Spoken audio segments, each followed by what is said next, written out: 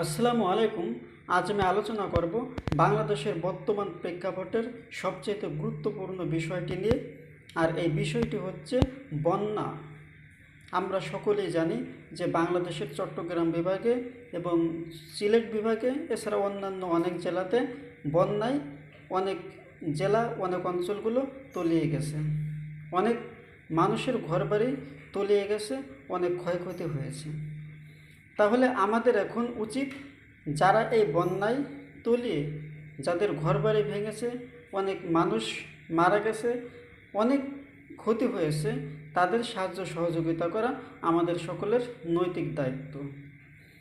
এবং এই নৈতিক দায়িত্ব থেকে দেশের সরকার প্রধানরা, বিভিন্ন দলের নেতারা তাদেরকে সাহায্য সহযোগিতা করতেছেন, করেন, অবশ্যই করবে, এটা আমরা সকলে জানি। এবং তাদের প্রতি সেই শুভকামনা রইল পুরো দেশবাসীর। এবং আজকে আমার যে মেন যে বিষয়টা হচ্ছে, শুধু দেশের ওই রাজনৈতিক বৃন্দ নয়, দেশের এছাড়া রয়েছে অনেক শিল্পপতি, রয়েছে অনেক অর্থশালী মানুষগুলো, এবং রয়েছে অনেক বৃহৎ কোম্পানি প্রতিষ্ঠানগুলো। এবং সেই বৃহৎ কোম্পানির মালিকদের, তারা যেন এই সকল মানুষদের সাহায্য সহযোগিতা করে, সেটাই হচ্ছে প্রধান বিষয়টা।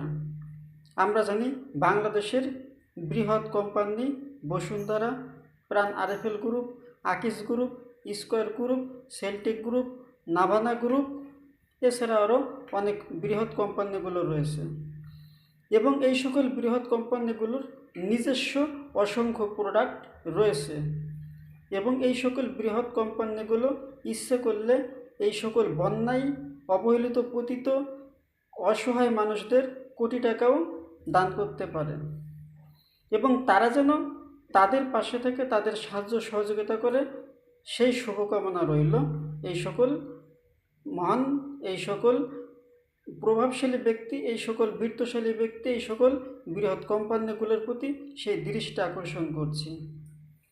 এটা আপনাদের প্রতি আমাদের পুরো দেশবাসীর দাবি যে আপনারা এই সকল অবহেলিত, এই সকল বন্যায় পতিত, এই সকল ক্ষতি সম্মুখীন মানুষদের সাহায্য সহযোগিতা করা, এটা আপনাদের দায়িত্ব। তার কারণ হচ্ছে, একটি দেশের সরকারের কাছে যেমন জনগণের কাছে যেমন সরকারের, অর্থাৎ একে অপরের পরিপূরক, এটা আমরা সকলেই জানি।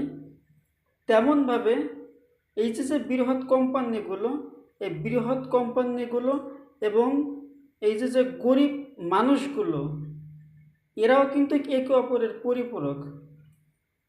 এটা অনেক বিস্তারিত বিষয়গুলো, এটা অন্য আলোচনায় বলবো, আজকের ওই বিষয়টা না। আজকের মেন যে পয়েন্ট হচ্ছে, আমরা যেহেতু একে অপরের পরিপূরক, অর্থাৎ একজন আরেকজনের পাশে থাকা, এটা আমাদের নৈতিক দায়িত্ব।